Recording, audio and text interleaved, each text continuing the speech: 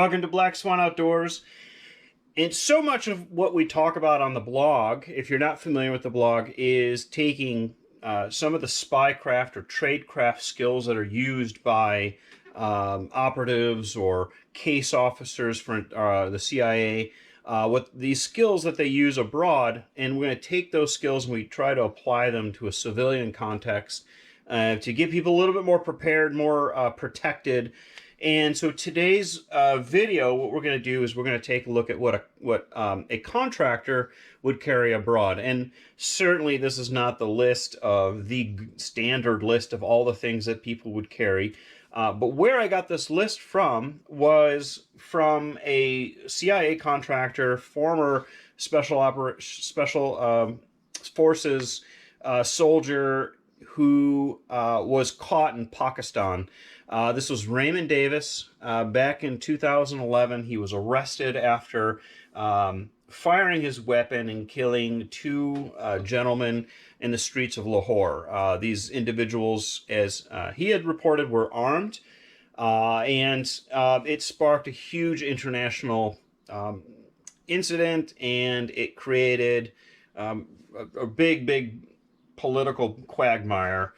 In fact, if you're familiar with the TV show Homeland, they did a kind of a bit of a parody, as they often do, on that. But at any rate, so Raymond Davis was apprehended by the police, and they searched him. They laid out all of his stuff as evidence onto a table, and a reporter from Dawes News came in and actually photographed the items that he had, and then there was a list that was created.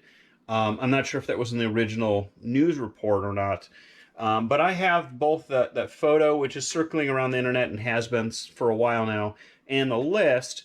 And so I took a look at the list and the photographs and tried to piece together the items that he had. This isn't 100%, and this is not accurate, but it's pretty close to what he had with him. And so I will have a PDF version of that list on the link here under the video, as well as have that on the blog. So we'll jump right into this, and then what I'll do is I'll kind of talk about the gear that he had. Now, this is why I wanted to do this video is just a few weeks ago for a Tradecraft Tuesday, we talked about what a spy would carry when they're traveling. I've done videos like go bag videos and all sorts of stuff, so some of these things might be a little bit repetitive, but I thought it'd be kind of fun just to kind of take a look at kind of peeking into the shadowy world that we don't often see. And because Mr. Davis had made this mistake of getting caught, he kind of unveiled the curtain a little bit of some of the things that a real operative would have with him on assignment. So what he was exactly doing, we're not entirely sure, but he certainly was doing something where they really wanted the Pakistani government really wanted to get him out of the country, certainly. So, all right. Anyway, so. In no particular order, we'll start here with he did have a firearm with him. He had a Glock with him. I do not have a Glock. This is an SP 2022. This was he did not have a weapons light on it or the red dot, but certainly that became more popular recently, not back in 2011. So he did have that, and then with him, he had 5 extra magazines. So I'm assuming there was 1 in the chamber and 4 available. In the pictures, they had loose ammo. I'm assuming that they had unloaded all the magazines when they did that. So I don't think he was carrying the magazines loaded and then some loose ammo. So he and the amount of ammo matched up with how many he would need in a 15-round magazine. What they didn't list was a holster, and I'm assuming that he had one as well. Similar with on the list, they didn't list that there was charging cables with some of the electronics. And those weren't added on the list, but you could see those in the picture. So with that, then he had some communication equipment. He had a radio with him, or as they said in the list, a wireless. And then he had a battery with him. So this is the Baofeng UV5R with an extra battery pack for that uses rechargeable, and AA batteries. Speaking of batteries, he did have with him extra batteries, AA batteries, and that was probably would charge his GPS unit, which he had. He did also have a small camera. I doubt it was a camera that used AA batteries, but I don't know. I'm not sure. And then he did have a Nokia, and this was, of course, this was in the days before smartphones were all over. But I think this trifecta is actually pretty good if you want to go kind of low profile. That you have a kind of a burner phone, dumb phone. The separate GPS and the camera. Certainly we talk a lot about urban navigation on the blog, and we've done some other videos on this. And if you are wanting to get around and you have your cell phone in an RF bag, for example, to keep a low signature, then you would want to rely on a GPS and or hand compass, or a compass. Again, this was something not on the list, but it looked like what was a compass in the picture, just small compass. So he had what they said was a diary. I'm assuming it was just a notebook. So I also assume that he had a pen with him as well. One of the things that they did not have on the list, which I'd also assume that he would have with him, was some kind of pocket knife. So this is just a Benchmade pocket knife, and I would imagine he'd have something like that on him. That's, again, speculation. One of the interesting things is that they did say he had a head torch or a headlamp. So that was kind of cool. And then I guess what was interesting about it was that he had two other flashlights. So he had a small flashlight, and then in the pictures it looked like he had what looked like a tactical flashlight. I'm not sure if one of the three flashlights was actually not a flashlight, but maybe something else, an IR flashlight maybe, or something.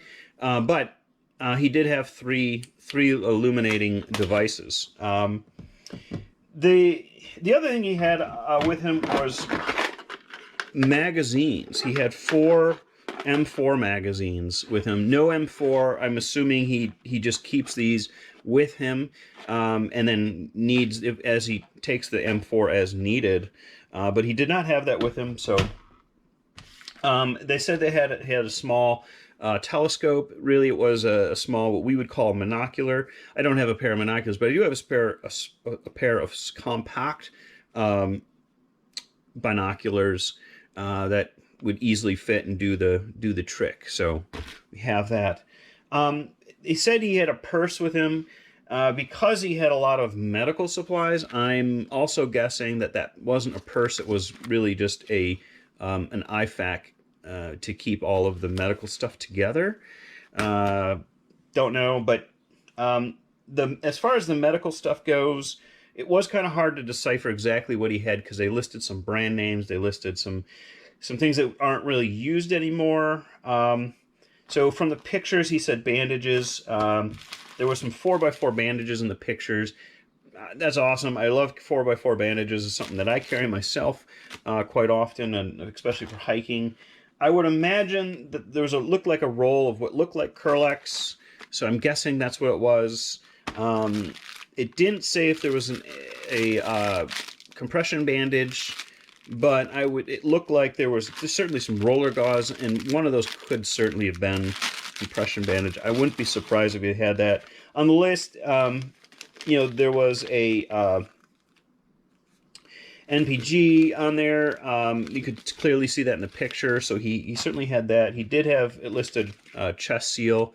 I didn't see H&H compressed gauze. I would think maybe he had that. I don't know, but it looked like there was something like that. They listed quick clot. So this is just a clotting sponge, but good fill-in for that. I think he did have a decompression needle, and then they said he had cutters, and I looked in the picture, it was clearly trauma shears. So these are the cutters. For signaling and kind of emergency type stuff, it was interesting. He had 3 chemical sticks. So I thought that was quite interesting. Not surprised that he had that. And then it did say an embassy chit. This isn't, the picture was a little bit hard. It just looked like it wasn't a chit as much as it was a small blaze panel.